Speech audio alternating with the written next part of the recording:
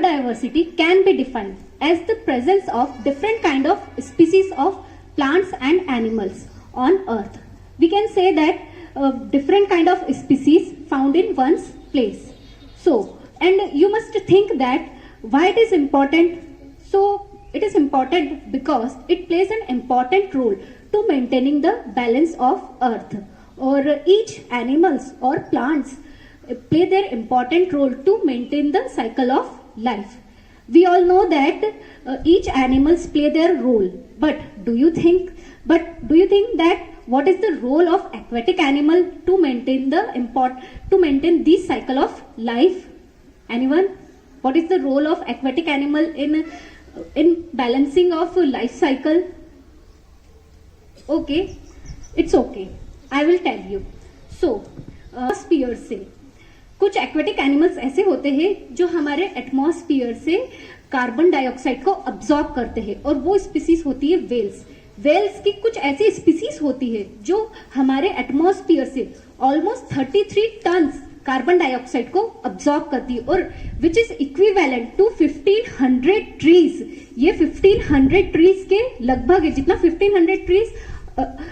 1500 trees carbon dioxide absorb करते हैं, उतना ही एक वेल अपनी पूरी लाइफ में कार्बन डाइऑक्साइड को अब्सॉर्ब करती है. अब आप लोगों को ये सोचना है कि वेल्स हमारी लाइफ में इंपॉर्टेंट क्यों हैं और उन्हें क्यों मारा जा रहा है.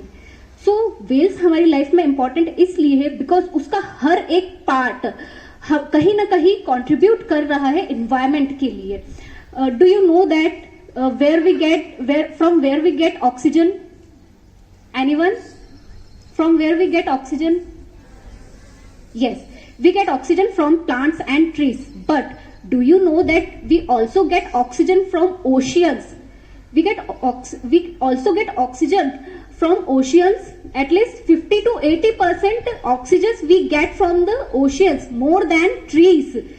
And अब यहाँ ओशियंस अपना इंपॉर्टेंट पार्ट रोल प्ले कर रहा है, तो कहीं ना कहीं वेल्स का, एक्वेटिक एनिमल्स का भी एक पार्ट जरूर है. अब जो वेल्स है उनसे जो whales facilitate some micro organisms. Whales जो माइक्रो ऑर्गेनिजम्स फैसिलिटेट करते हैं उनमें से ही कुछ माइक्रो ऑर्गेनिजम्स है plankton.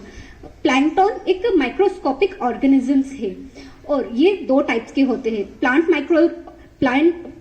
Plankton and an animal plankton. और ये दोनों ही micro organisms almost 37 billion ton हमारे एटमॉस्फियर से कार्बन डाइऑक्साइड को अब्सॉर्ब करते हैं. See, it is a huge and it is caused by whales. देखिए कितना बड़ा अमाउंट है. अब आप ये सोचिए कि अगर यही वेल्स लार्ज अमाउंट में